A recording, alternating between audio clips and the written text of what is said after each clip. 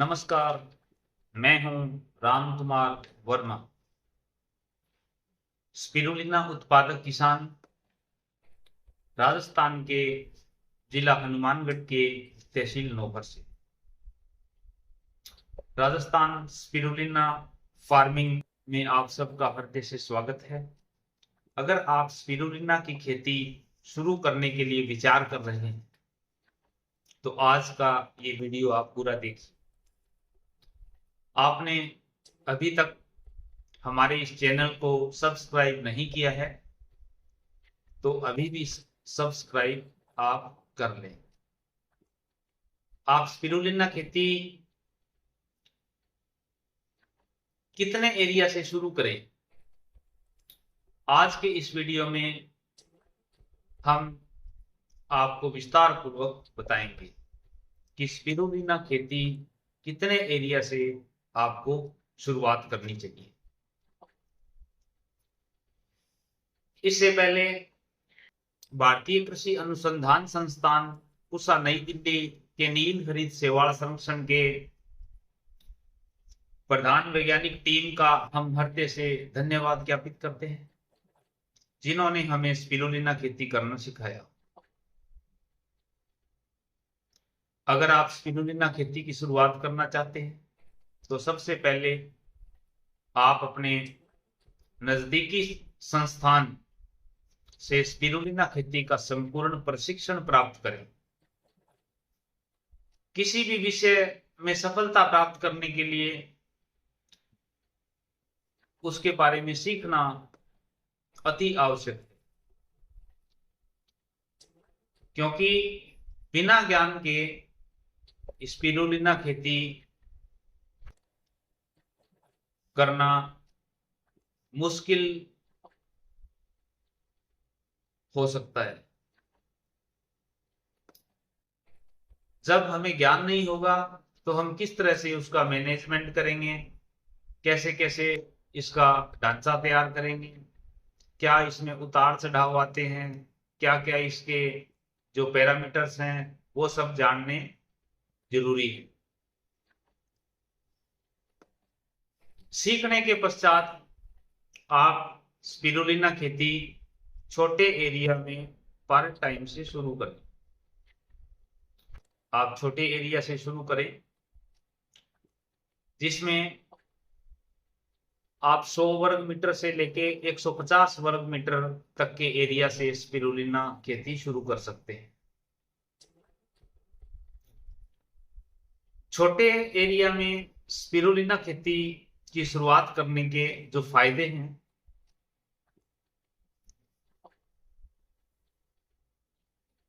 छोटे एरिया में खेती की अगर शुरुआत करते हैं तो उसके काफी सारे फायदे हैं। आप स्पिरुलिना खेती कम निवेश में शुरू कर सकते हैं। अगर एरिया छोटा है तो आपका निवेश भी कम होगा। अगर आप पहले से कोई कार्य कर रहे हैं, पहले से आप कोई बिजनेस कर रहे हैं, तो आप उस कार्य के साथ साथ सुबह के समय में थोड़ा सा समय निकाल के आप स्पिरुलिना के छोटे एरिया की खेती का अच्छे तरीके से प्रबंध कर सकते हैं। आपको अपना पुराना व्यवसाय या बिजनेस छोड़ने की आवश्यकता नहीं है। इसको आप पार्ट टाइम भी इसको प्रबंध कर सकते हैं। इसका प्रबंधन जो है, छोटा अगर एरिया है, अगर आप कोई जॉब कर रहे हैं तो आप सुबह सुबह आपके पास 1 से 1.5 घंटे का 2 घंटे का वक्त है, तो उस वक्त में आप अच्छे से उसका मैनेजमेंट कर सकते हैं, फिर अपने काम पे जा सकते हैं और शाम को आने के पश्चात आप 5 मिनट उसको फिर चेक कर सकते हैं। तो इसको आप पार्ट टाइम से शुरू कर सकते हैं। आप स्पिरुलिना खेती क्षेत्र में नए किसान हैं, आपको स्पिरुलिना खेती का कोई अनुभव नहीं है, फिर भी कम एरिया में खेती है तो उसका आप प्रबंधन अच्छे से कर सकते हैं।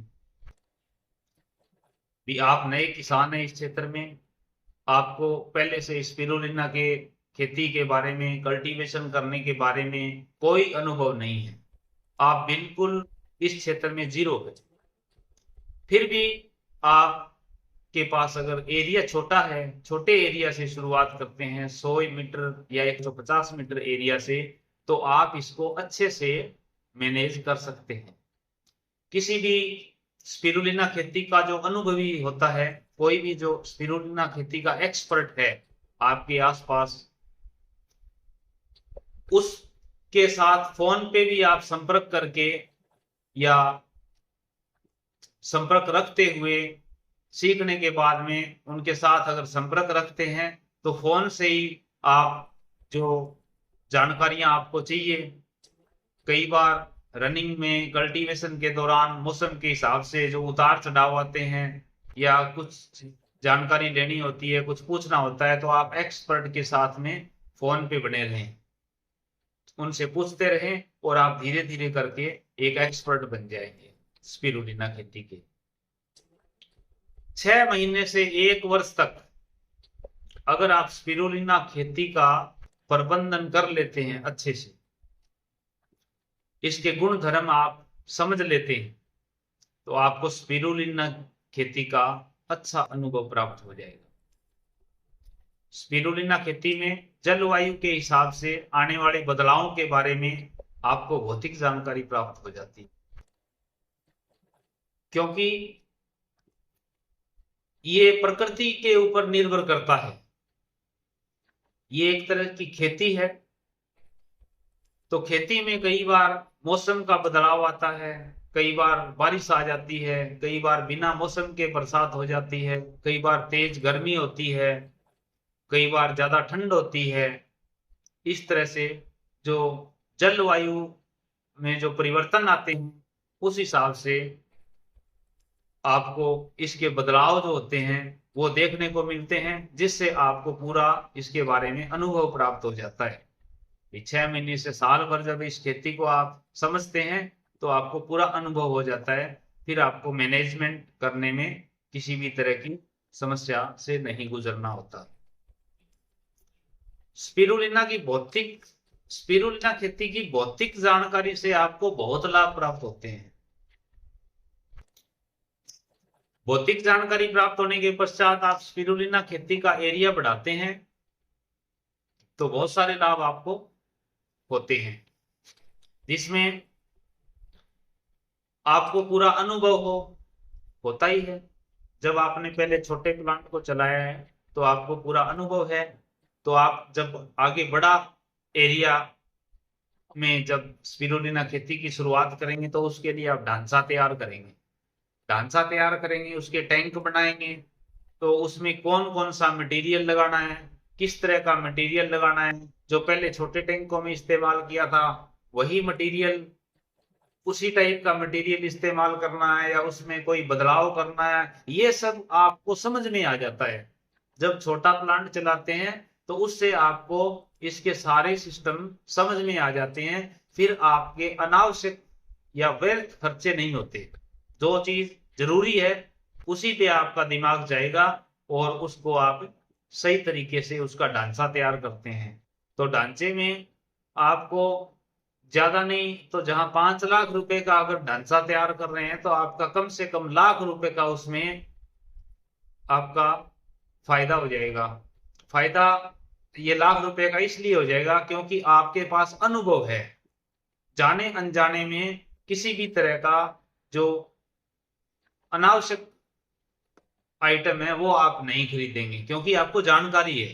जानकारी के हिसाब से जो जरूरतमंद है कि कितने वेट का लोहा लेना है, किस साइज का लेना है, ये सब आपको ज्ञान होगा तो आपका पैसा बर्बाद नहीं होगा।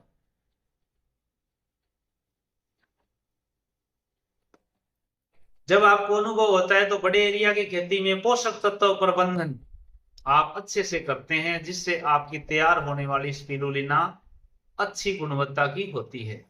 आप बिल्कुल नए किसान हैं, अगर आपने छोटे एरिया में स्टार्ट किया तो उसके मौसम के उतार चढ़ाव के हिसाब से जो पोषक तत्व प्रबंधन में जो बदलाव करने होते हैं वो सब आप सीख जाते हैं। 6 महीने से लेके 1 साल में आप पूरी तरह से उसको सीख जाते हैं। जब आप पूरी तरह से सीख जाते हैं और उसकी गुणवत्ता कैसे आती है, गुणवत्ता अच्छी करने के लिए क्या क्या पोषक तत्व प्रबंधन में बदलाव करने होते हैं, किस किस समय करने होते हैं, क्या क्या उसके लक्षण होते हैं कल्चर के, ये सब आप सीख जाते हैं।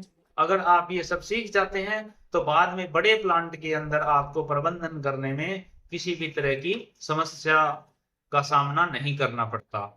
तो आपको किसी भी तरह से उसका लॉस नहीं होगा, आपको नुकसान नहीं होगा। प्रबंधन का अनुभव होने के कारण आपकी स्पिरुलिना खेती खराब होने के चांस कम रहते हैं।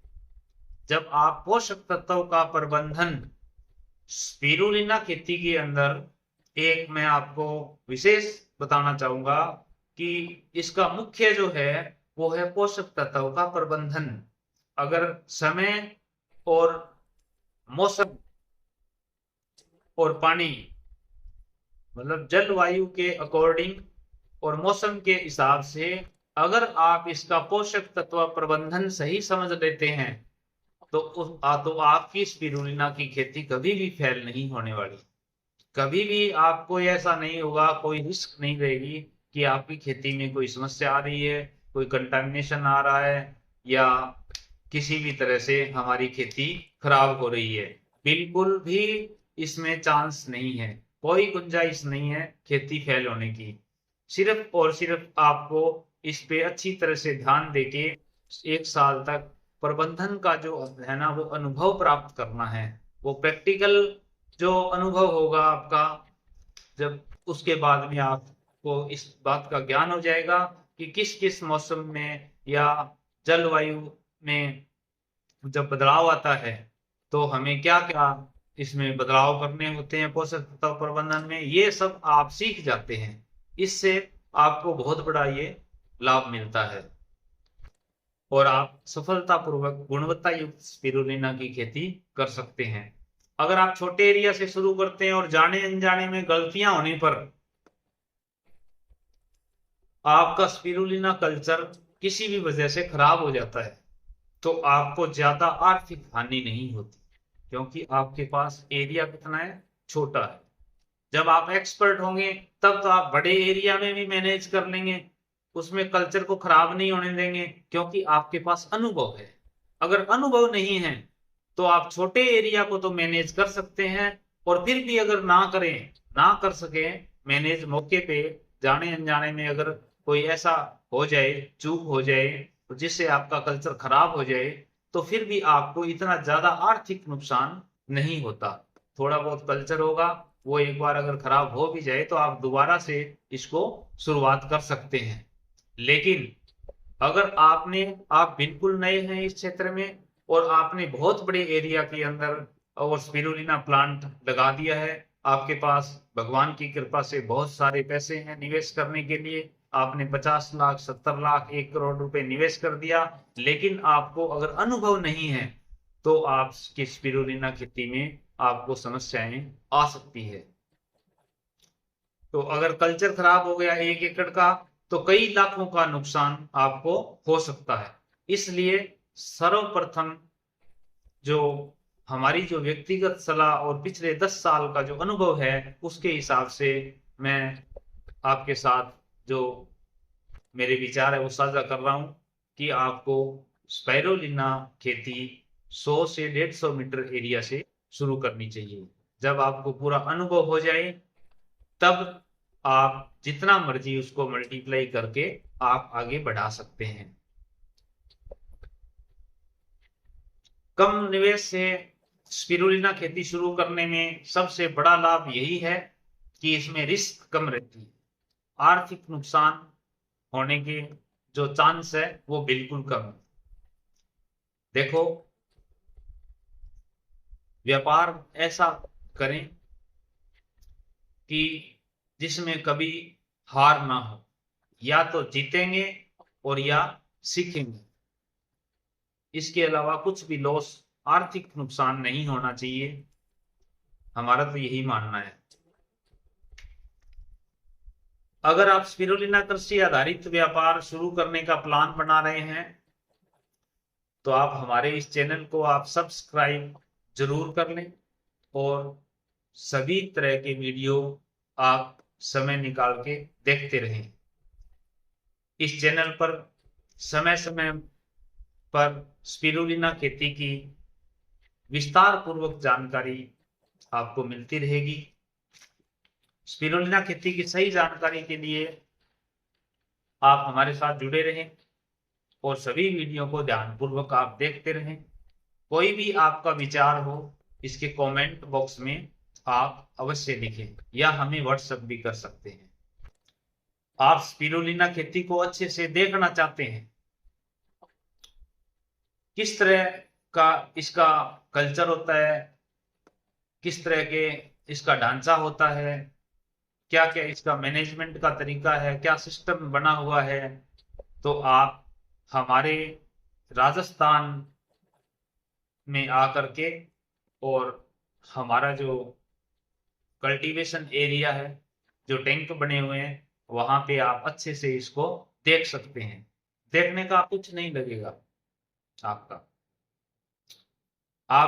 हम आप सभी का बहुत बहुत धन्यवाद ज्ञापित करते हैं। वह परमात्मा से आप सबके लिए उज्जवल भविष्य की कामना करते हैं। आज के वीडियो में बस इतना ही।